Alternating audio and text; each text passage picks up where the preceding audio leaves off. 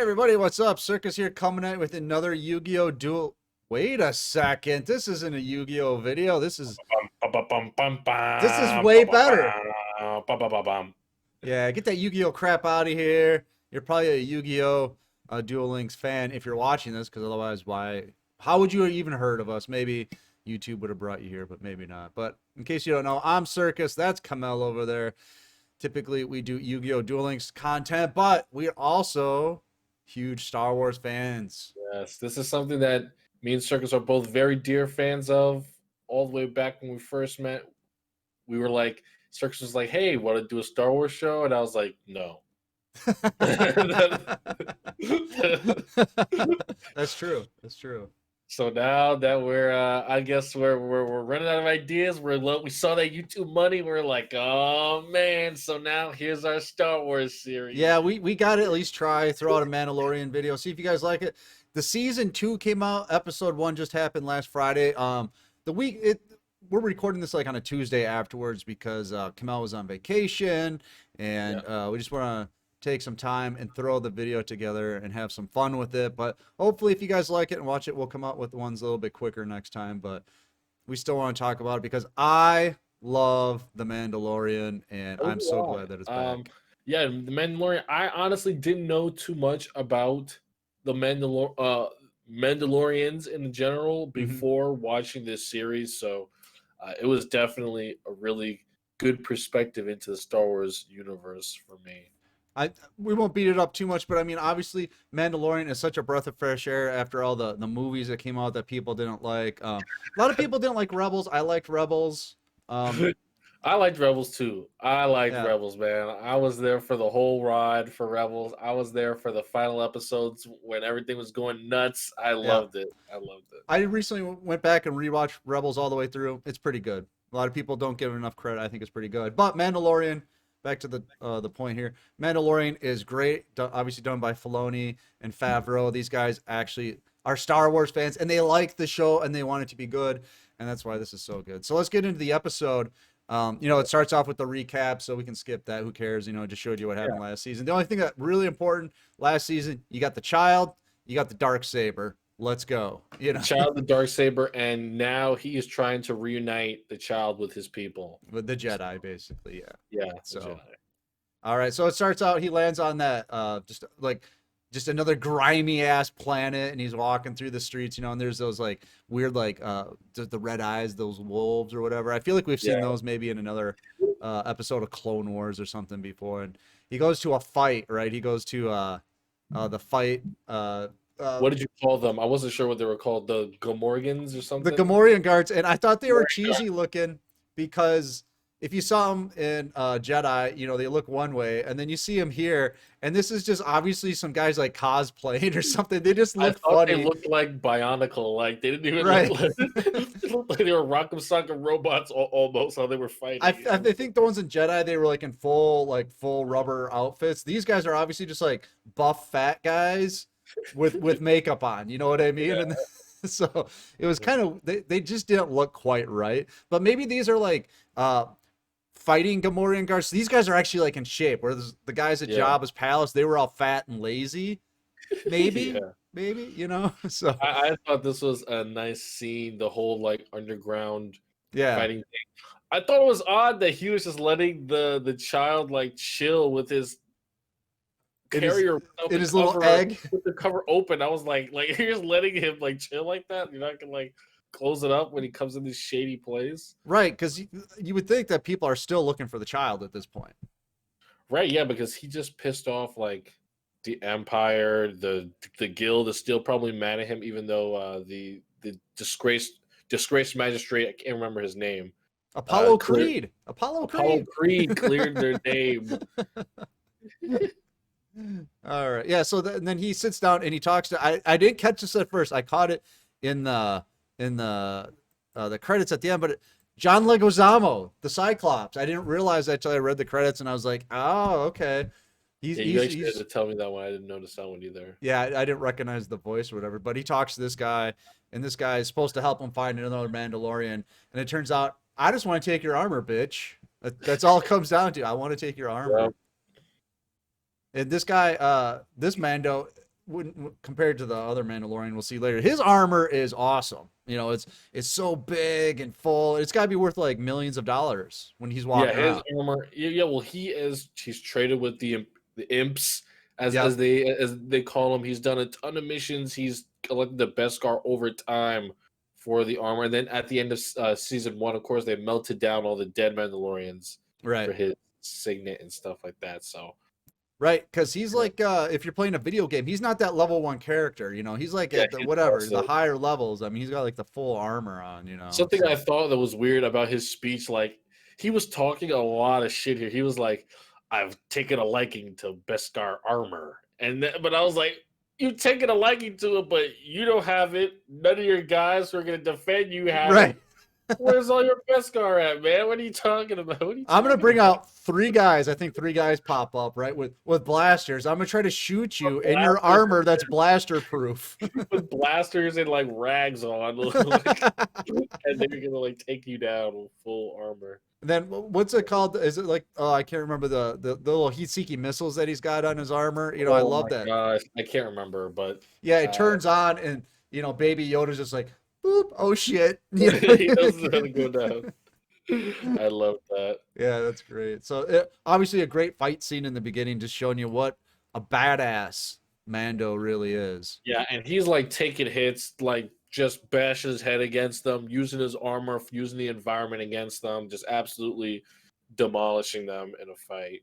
Yeah, I thought it was just a great opening scene. But he learns from John Leguizamo, who he doesn't kill. Remember, he says, you know, you won't die by my hands, but he just hangs him upside down and lets those little space wolves get him. Like, Yeah, he lets them kill him. But basically, he learns that there is a Mandalorian on, what a surprise, fucking Tatooine, because it's like Town City of Mospelgo. Yep.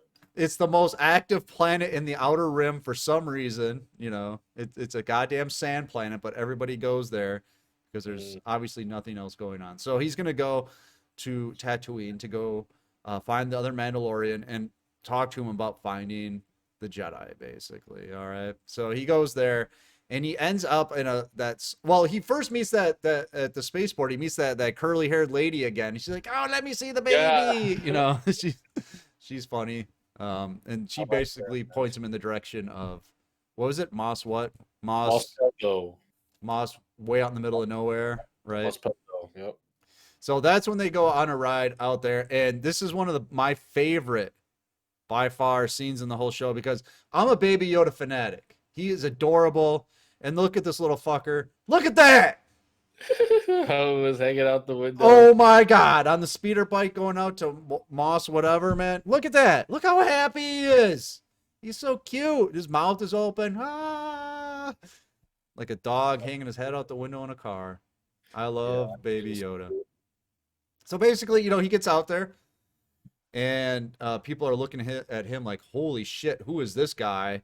You know? Yeah, the city, it looks like a New Hope. This is the city that Luke was in, like absolutely desolate, nothing around.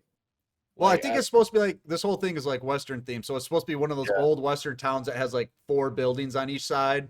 You know, he rides like in on his horse, you know, and yeah, and everybody's staring him like, who's that guy? So he goes to the saloon to see what's going on, you know.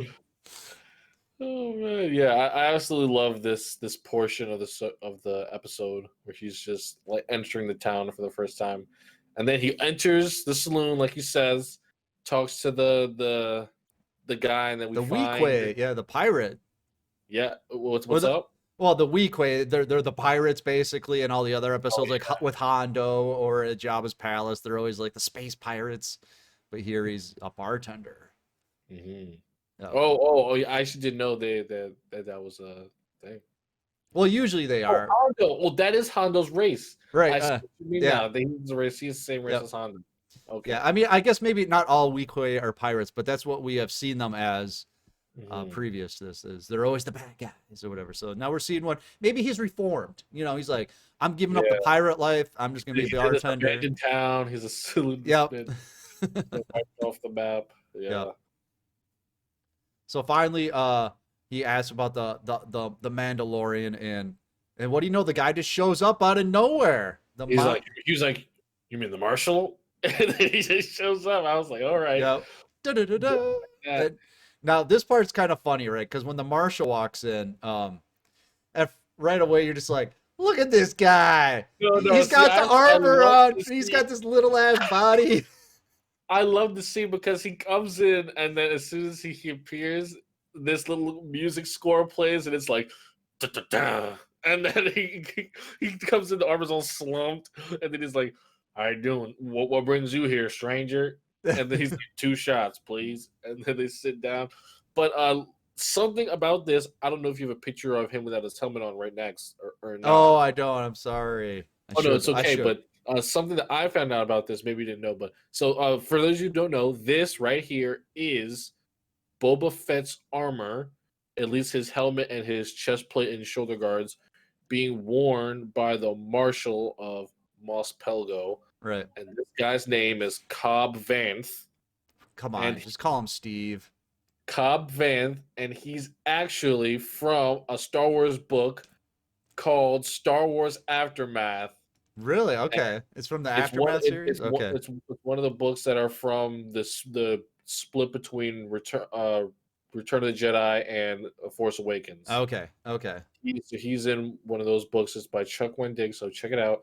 I may read. I don't know, but he's in that book, and basically the book explains the entire flashback scene that is shown in the show where Oh, nice. the city is like where it's just after the Empire, the Death Star gets destroyed, but then the mining company comes in and enslaves a town, and then he finds the armor and then comes back. Like that whole sequence, that's the book apparently. As I was Okay. reading online. All right. To me, this guy kind of comes off later on in that flashback sequence, kind of like if you guys ever read the, what is it, the Gunslinger series by Stephen King, Roland, the Mhm. Gunslinger, because he just pulls out his gun and just boom, one shot, boom, one shot, boom, Oh, one shot, yeah, boom, yeah, one yeah. shot. Something I don't know who made it, but I remember seeing as a kid my relatives used to watch it. The Rifleman. It's Oh another yeah, one of yeah.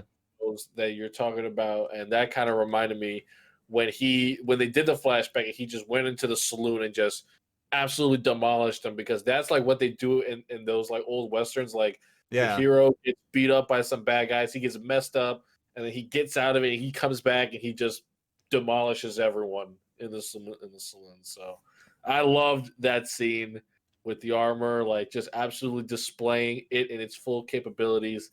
But I think how he found it was very interesting. Right. But Oh, yeah, well, going back real quick though, so Mando comes in, right? And he's like, "Give me that armor, bitch."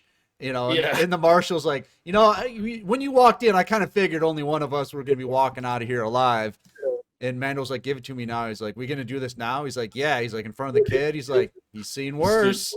And he's like, "All right, you really want to do this?" And you can tell the marshal doesn't want to do he's this. like, oh fuck, his ass is gonna rip me to pieces for nothing. Because he's a big fish in a very small pond. You know what I mean? Like Yeah, him killing those guys from the mining company, that was his one big score. And he's never had to do anything since. You know what I mean? He just he's just walks been around, I'm the killing their life. marshal. I got the armor. What you gonna do? You know what I Yeah, mean? something that you told me after I watched it that I did pick up on, but I picked up on the second time that he actually tells him like, listen, man, I'm the marshal. I tell people what to do around here. Like, and then Right.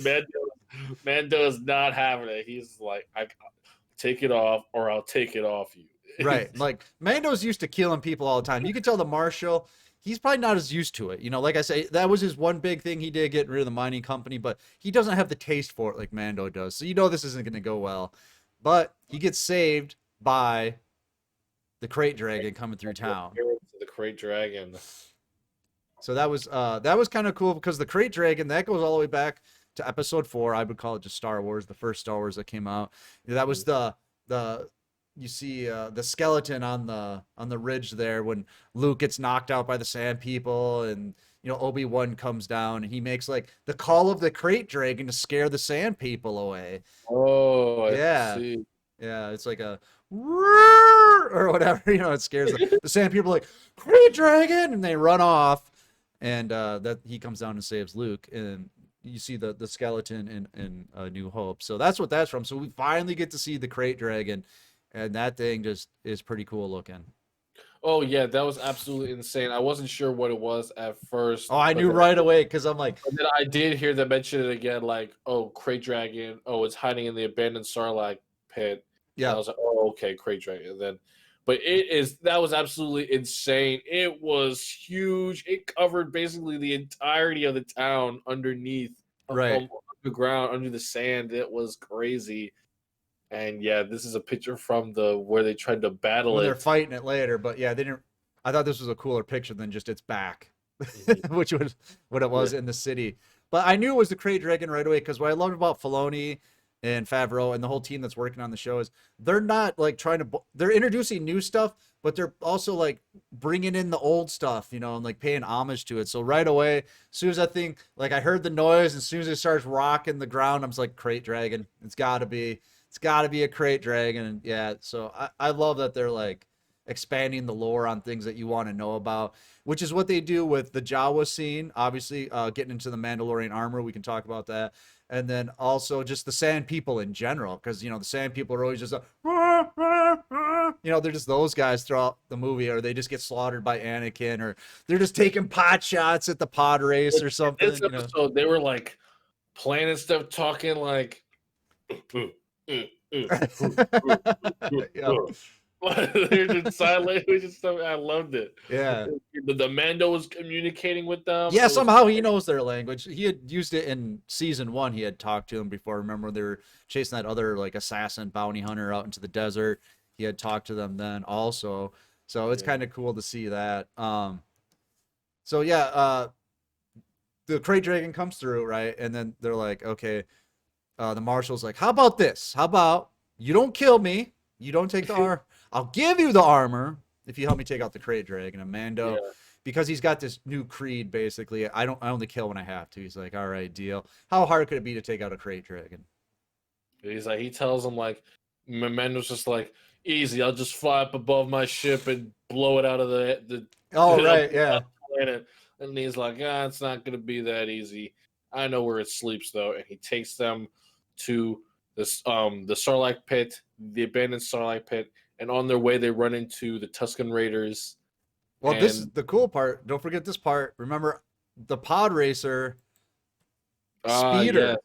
The so they're speeder. on their way to the Sarlacc pit, and this is the speeder scene, which I thought was cool.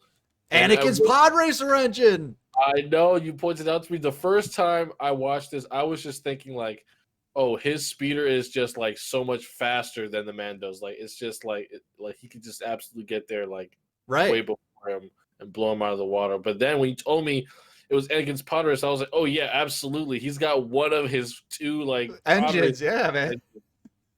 That Fastest was hunk of junk in the galaxy. That thing's great, man. When I saw that, I was just so happy. That's why I love, like, they don't make like a big deal out of it, right? They just throw it in there, right. and it's up to you to notice it. Yeah, You it's know? definitely prevalent enough on the screen for you to notice it, though. Yes. Like it definitely, I felt like they were giving that emphasis, but I wasn't sure why at first. But then you tell me, I was like, oh, well, I definitely see why now. Yeah, it's awesome. And this is where they have the flashback into the Jawa carrier, because this is where you know he starts telling the mining story while they're. It's supposed to be like they're riding horses, right? Because they're not Yeah, yelling back and forth. Because if they're actually on these speeders, you think he'd just be yelling at them because they're going so fast. But it's supposed to be like they're riding horses or whatever, you know. And he starts telling them the mining story, and then how he ends up on the Jawa sand crawler, and he mm, gets the Boba Fett's armor. Now, when I first saw this, and things changed by the end of the episode, I was kind of like, "There you go, fanboys. Boba Fett died." it is dead. Died by the hand of Han Solo saying Boba Fett and knocking him in the ass, making him fly and hit Jabba's cruiser or whatever his sail barge, and then fall into the Sarlacc Yeah, pit. made his The jetpack Sarlacc explode. burps, you know, after eating Boba Fett.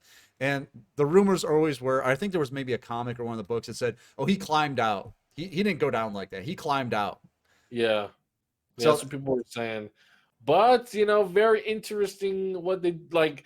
I loved that they did this. Like they totally faked this out here, and they had us being like, oh shit, like, well, that's what happened to him. Like that's what happened to his armor. But well, then I uh, was like, well, wait. the Sarlacc takes 1,000 years to digest you. So if it pooped out the armor, it'd have to be 1,000 years later. So the Jawas had to get it somehow. So maybe Boba Fett climbed out and then died in the desert. I'm like, it's not looking good for Boba Fett either way. This guy's Right. dead, you know. That's what I was thinking. I was like, in what scenario is Boba Fett parting with his armor? You know, like Right. that's what I was saying. Like that's what was convincing me that he was dead from here on out. Well, I But think maybe just like 100 Jawas just jumped him, you know, because they're little, but they're tenacious, you know. I don't know. Houdini! Yeah. I don't know. I think that'd be terrifying. I would hope that the Jawas would always try to like trade me for my life or something before Right. killing something. All right. So finally, you know, you learn how he gets the armor. And then basically, once they get out to the Sand People, they start talking with them. And it becomes kind of a long sequence of just like them talking to the Sand People. Hey, we got to take out the Crate Dragon. And they take him to the cave. And I'd hate to be the one guy that goes up to the cave to call the Crate Oh my Dragon. God! Before that, the funniest scene of the episode for me What was when that? they were talking, they were planning, and Mendo was telling them, explaining what Cobb wanted and what they wanted, and the excavator hands Cobb the weird like, Oh, yeah. drink, and he's like, "What am I supposed to do with this? Like, drink it." And he's like, "Do you want their help?" And he's like, "Not if I have to drink this." And then the excavator starts going off, and then Mendo's like, he's saying, "First you steal our water, now you refuse to drink." And then he Right. just absolutely loses it. He's like, "Hey, you raided our city!" And then they absolutely everything pops off, and then Mendo has to flamethrower them Oh, apart, yeah. calm down. That was hilarious. I love that. Now, I can't help but draw some parallels with the Sand People. I'm gonna throw this out there. Maybe people agree or disagree that they seem a lot like the Fremen from Dune. And if you haven't read the book, but basically they're like a Sand People like that. A lot of similar features. They hoard water. They wear these these suits that keep them cool during the day. They travel through the desert in single file. I mean, there's like a lot of like similarities. There's sandworms in Dune, which is kind of what the Crate Dragon is. So I felt like this had a lot of Dune inspiration too. So if anybody out there has read the book, let me know what you think in the comments below. But that's I kind of got that feeling from it. So if you haven't read Dune, make sure to check that out. But as I was saying, I'd hate to be the guy that has to go call the Crate Dragon. Oh yeah, Because you know it ain't that was going well. hilarious too. That was hilarious. I love that scene as well. So basically, the Crate Dragon comes out and eats the guy. They kind of study it and they're like, okay, this is going to be hard. And they realize that it's just the Sand People aren't enough, so they have to recruit the people from the village. And there's this whole like, we hate the Sand People hate the people in the village. They got to learn to work together, man. And then the theme song plays, but it's kind of like tribal version, and it's got all the drums and everything. And oh my God, I was jamming out so hard when that was going on. I love this. It was the preparation montage. They were prepping the explosives and digging the trenches. Okay. And then they go up to the part where they have to the Tuscarator checks to see if it's sleeping.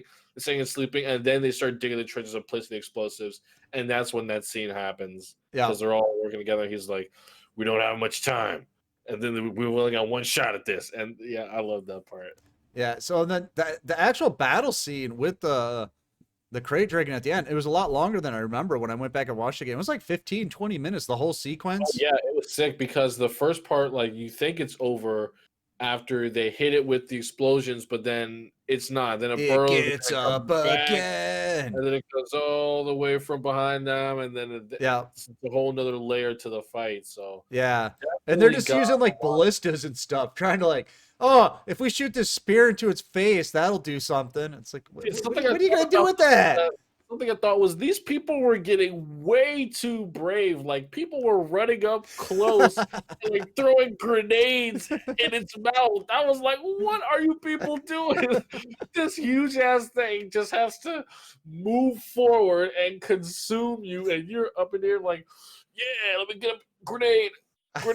Getting up in there, I was like, what the hell is wrong with you? And then when it started like vomiting that bile or whatever, I'm assuming that it meant those people were just dead. Oh yeah, melted. I'm assuming it It was like acid or something, right? It was just like I will give Disney credit. They did their best to try to censor that scene, but those people got melted. I'm I knew it assuming that's what it was supposed to be, right? Just melted. Yeah. oh man. Holy. Everybody will remember the day of the battle with the crate dragon, right?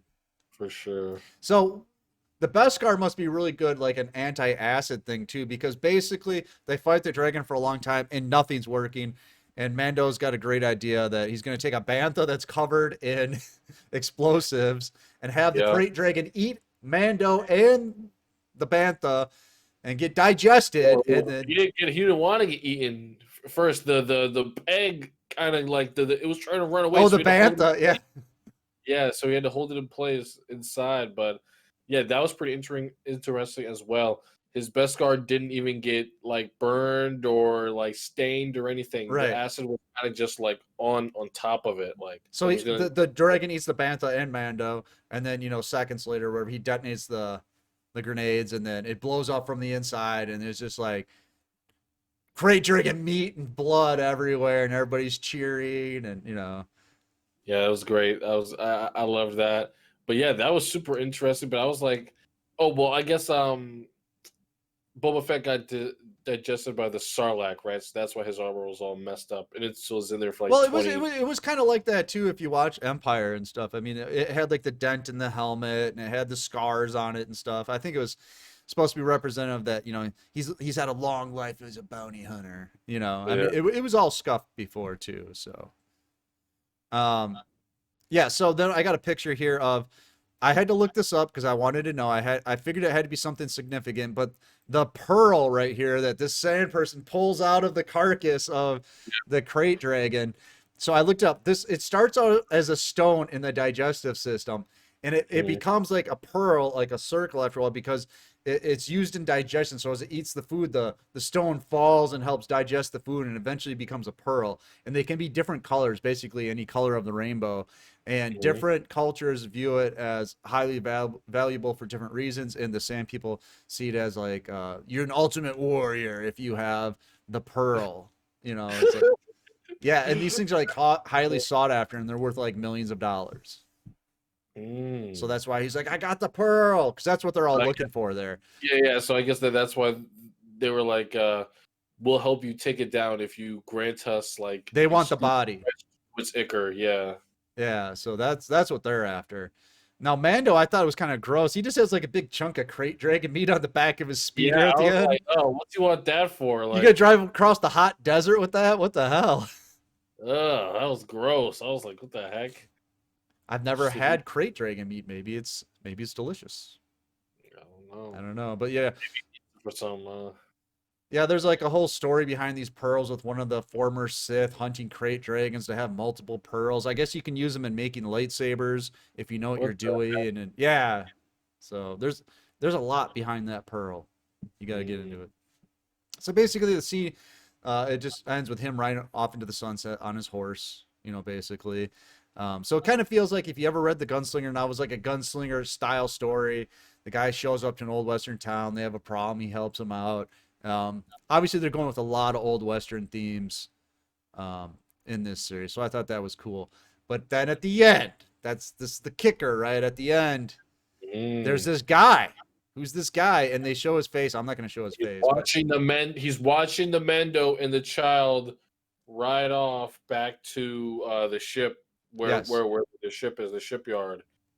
He's watching them in the distance. You can see he's got a rifle on his back, one of the ones that looked like the people in Mos Pelgo had. Well, the And Sand People weapons, right? That both of them. oh yeah, One's suppose the gaffy stick, and then one's the rifle that they use. The taking you always see him taking pot shots with him and stuff. So yeah. they're Sand People weapons, and then he's got like kind of like like the robes that you see everybody in the desert wearing.